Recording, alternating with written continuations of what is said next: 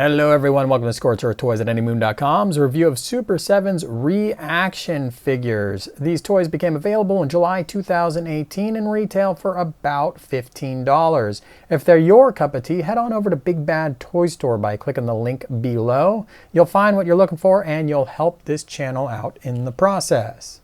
Super7 is a nostalgia company, and like the 3 3/4 inch action figures of the past, these toys come on blister cards. The blister cards are adorned with some sophisticated art. I thought it was a little too much. They should have been a little more cartoony with the art they selected given the product that they are selling. There are 6 versions of the reaction figures available, starting with the STF1.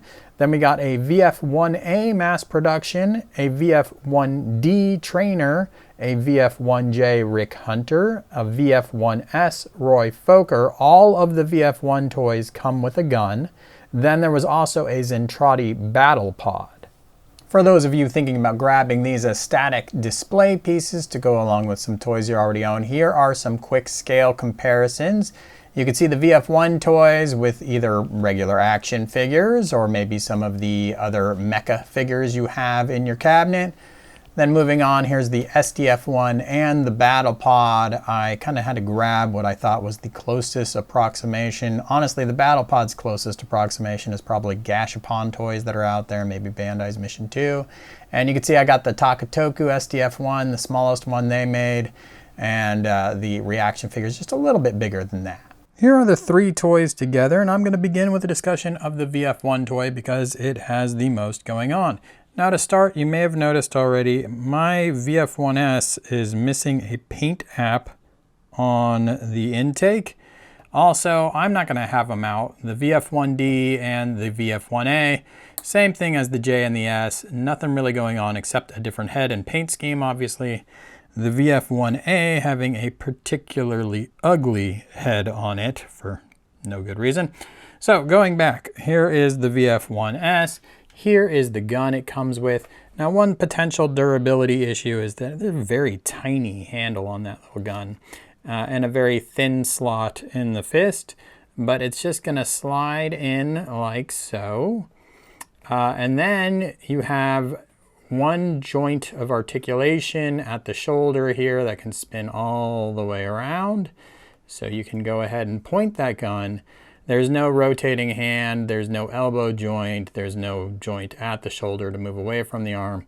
It just comes forward. Same thing obviously on the other side. Now the head does rotate, so you can make it look at whatever you're going to point at, theoretically. The guns on the head do not rotate, they are fixed. And then moving down, we have hip joints. And that's it. There's no knees, no nothing, no waist. So very old school when you used to play with your G1 Transformers and just be like, pew pew, I'm fighting you.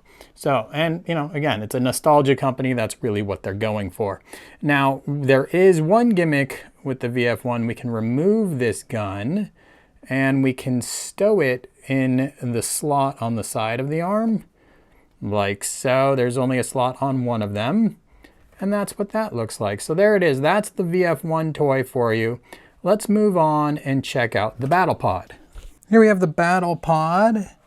Spin it around here. So it's a decent looking toy, but there's only one point of articulation, and that's at the hips. So each leg moves independently, but there is no knee, there is no foot, there is no twist point, there are no articulated boosters here. The only other thing that moves are the guns, which are nice ball joints, which really do have a pretty extreme range of movement. So you can pull them way out or bring them way in, which is nice.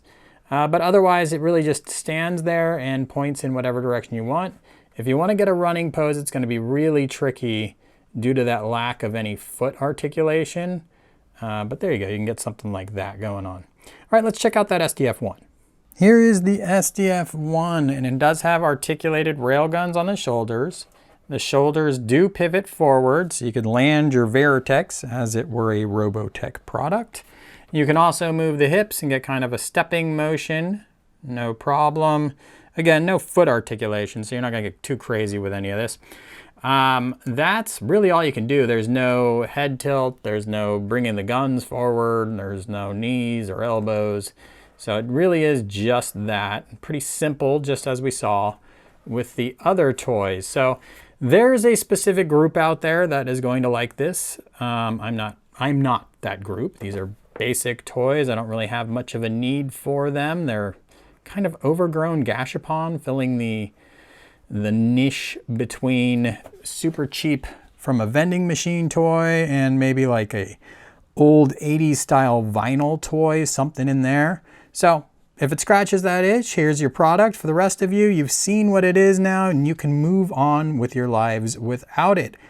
Check out anymoon.com for my full article and find me at anymoon.com on Facebook. And as always, thanks for watching.